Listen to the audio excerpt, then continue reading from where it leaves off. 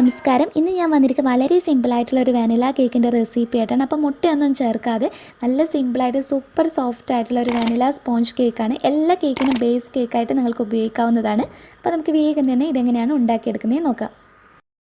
Cake തയ്യാറാക്കിയെടുക്കുന്നതിനായിട്ട് അര cup പാൽ എടുത്ത് വെച്ചിട്ടുണ്ട്. റൂം ടെമ്പറേച്ചറിൽ തന്നെയാണ് ഉപയോഗിക്കേണ്ടത്. ഇതിലോട്ട് 1 ടീസ്പൂൺ വിനാഗിരി ചേർത്ത് മിക്സ് ചെയ്ത് വെച്ചിട്ടുള്ളതാണ്. ഇതൊരു 10 മിനിറ്റ് നമ്മൾ റെസ്റ്റ് ചെയ്യാൻ വേണ്ടിയിട്ട് വെക്കണം. അപ്പോൾ ആ ഒരു സമയം കൊണ്ട് കേക്ക് ബേക്ക് ചെയ്യുന്നതിന് ആവശ്യമായിട്ടുള്ള കുക്കർ ഒന്ന് സെറ്റ് ചെയ്തെടുക്കാം. അപ്പോൾ നിങ്ങൾക്ക് ചായപാത്രം വേണമെങ്കിൽ ഉപയോഗിക്കാം കേട്ടോ. ഒരു ഇത്തിരി വെജിറ്റബിൾ ഓയിൽ ഉപയോഗിച്ചിട്ട് ഇതുപോലെ ചെറുതായിട്ടൊന്ന് ഗ്രീസ് ചെയ്തെടുക്കുക. ഒത്തിരി അങ്ങ് ഉപയോഗിക്കരുത്, ചെറുതായിട്ടൊന്ന് ഗ്രീസ് ചെയ്തെടുത്താൽ മതി. ഒരു ബട്ടർ പേപ്പർ കയ്യിലുണ്ടെങ്കിൽ ഇതുപോലെ ഒരു ചെറിയ പീസ് മുറിച്ചിട്ട് താഴെ വെക്കുകയാണെങ്കിൽ വളരെ നല്ലതായിരിക്കും. അപ്പോൾ നമ്മുടെ ബട്ടർ മിൽക്ക് 10 മിനിറ്റ് നമ്മൾ റെസ്റ്റ് ചെയ്യാൻ വെച്ചിട്ട് ഇവിടെ റെഡി ആയിട്ടുണ്ട്. ഇതൊരു ബൗളിനകത്തോട്ടേക്ക് ചേർത്ത് കൊടുക്കാം. അതിനുശേഷം ഇതിൻ്റെ മുകൾ ഭാഗത്തായിട്ട് ഒരു അരിപ്പ വെച്ച് കൊടുത്തിട്ട് നമുക്ക് 1 കപ്പ് പൊടിച്ച പഞ്ചസാര ചേർക്കാം.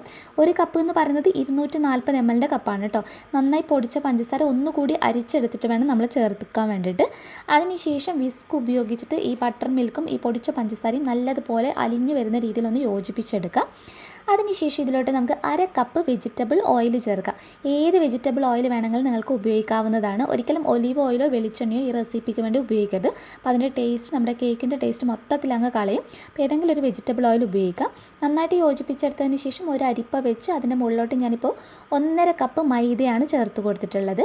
ഇതിലോട്ട് നമുക്ക് 1 ടീസ്പൂൺ ബേക്കിംഗ് പൗഡർ ചേർക്കാം. ബേക്കിംഗ് സോഡ വളരെ കുറച്ച്, ഒരു 2 പിഞ്ച്, ഒരു 1/4 ടീസ്പൂണൊക്കെ നിങ്ങൾക്ക് ഉപയോഗിക്കാവുന്നതാണ്. പിന്നെ ഒരു 2 പിഞ്ച് ഉപ്പ്, നമ്മുടെ കേക്കിൻ്റെ മധുരം ഒന്ന് ബാലൻസ് ചെയ്യാൻ വേണ്ടി അതുകൂടി ചേർത്തതിന് ശേഷം നന്നായിട്ട് അരിച്ചിട്ട് നമ്മുടെ ഈ ബാറ്ററിനകത്തോട്ടേക്ക് ഒന്ന് ചേർത്ത് കൊടുക്കുകയാണ് വേണ്ടത്. അതിനുശേഷം നമുക്കൊരു തവി വെച്ചിട്ട് ഇതുപോലെ പതുക്കെ ഒന്ന് ഫോൾഡ് ചെയ്തെടുക്കുക. ഒത്തിരി അങ്ങ് കുത്തി ഇളക്കരുത്, ചെറുതായിട്ട് പതുക്കെ സോഫ്റ്റായിട്ടൊന്ന് ഫോൾഡ് ചെയ്തെടുക്കുക. ഇനി ഫ്ലേവറിന് വേണ്ടിയിട്ട് 1 ടീസ്പൂൺ വാനില എസൻസ് കൂടി ചേർത്ത് കൊടുക്കാവുന്നതാണ്. ഇപ്പോൾ നമ്മുടെ ബാറ്റർ കുറച്ചൊന്ന് തിക്കായിട്ടാണ് ഉള്ളത്. അപ്പോൾ ഇതിലോട്ടേക്ക് ഞാനൊരു 6 ടേബിൾ സ്പൂണിനടുത്ത് പാൽ കൂടി ഒന്ന് ചേർത്ത് കൊടുക്കുന്നുണ്ട്. എന്നിട്ട് ഒന്നുകൂടി ഒന്ന് മിക്സ് ചെയ്തെടുക്കാം. നന്നായിട്ടൊന്ന് ഫോൾഡ് ചെയ്തെടുത്താൽ മതി. നമ്മുടെ ബാറ്റർ കണ്ടില്ലേ, നമ്മൾ ഒഴിക്കുന്ന സമയത്ത് ഇത് ഈ ഒരു കൺസിസ്റ്റൻസിയിൽ വേണം നമുക്ക് കിട്ടാൻ വേണ്ടിയിട്ട്. ഇതിപ്പോൾ കറക്റ്റ് പാകമായിട്ട് നല്ല റെഡിയായി കിട്ടിയിട്ടുണ്ട്. ഇനി നമ്മൾ നേരത്തെ സെറ്റ് ചെയ്ത് വെച്ചിട്ടുള്ള കുക്കറിനകത്തോട്ടേക്ക് ഇതൊന്ന് ചേർത്ത് കൊടുക്കുക. അപ്പോൾ ഒഴിച്ച് കൊടുക്കുന്നത് കാണുമ്പോൾ നിങ്ങൾക്ക് ഇതിൻ്റെ ഒരു പാകം മനസ്സിലാകുന്നുണ്ടാകും.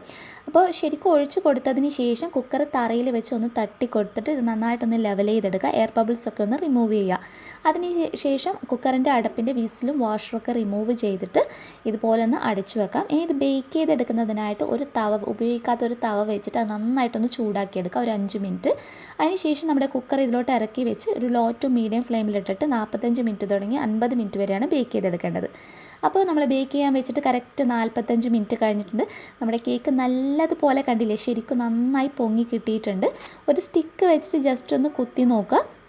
ഇപ്പോൾ സ്റ്റിക്ക് നല്ല ക്ലിയർ ആയിട്ടാണ് കിട്ടിയിട്ടില്ല, നല്ലതുപോലെ ബേക്ക് ആയിട്ടുണ്ട്. ശരിക്കും ചൂടാറിയതിന് ശേഷം മാത്രം കുക്കറിനകത്ത് നിന്ന് ഇതെടുത്ത് മാറ്റിയാൽ മതി. അപ്പോൾ ഒരു സ്പൂൺ വെച്ചിട്ട് ചെറുതായിട്ട് സൈഡിൽ നിന്ന് ഇളക്കി കൊടുക്കുക. ഇതിപ്പോൾ നന്നായിട്ട് തന്നെ വിട്ട് കിട്ടുന്ന ഒരു പാകത്തിന് തന്നെയാണ് ഉള്ളത്.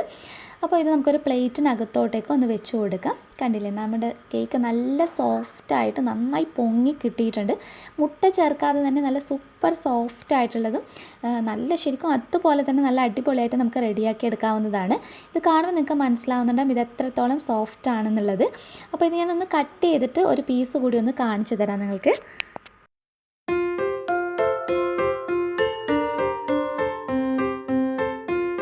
ഒരു പീസ് ഞാനൊന്ന് കട്ട് ചെയ്തെടുത്തിട്ടുണ്ട്. അപ്പോൾ ഈ റെസിപ്പിയിൽ നമ്മൾ തൈര്, മുട്ട, അതുപോലെ കണ്ടൻസ്ഡ് മിൽക്ക് ഇങ്ങനെയുള്ള കാര്യങ്ങളൊന്നും തന്നെ ഉപയോഗിച്ചിട്ടില്ല. പക്ഷേ നല്ല സോഫ്റ്റ് ആയിട്ടുള്ള വാനില സ്പോഞ്ച് കേക്കാണ്. ഇതെല്ലാ കേക്കിനും ബേസ് കേക്കായിട്ടൊക്കെ നിങ്ങൾക്ക് ഉപയോഗിക്കാവുന്നതാണ്. അപ്പോൾ എല്ലാവരും തീർച്ചയായും ട്രൈ ചെയ്ത് നോക്കിയിട്ട് നിങ്ങളുടെ അഭിപ്രായം അറിയിക്കാൻ മറക്കരുത്. നെക്സ്റ്റ് വീഡിയോയിൽ ഇനിയും നല്ലൊരു വെറൈറ്റി ഡിഷായി കാണാം. അതുവരെ ടേക്ക് കെയർ, ബൈ ബൈ.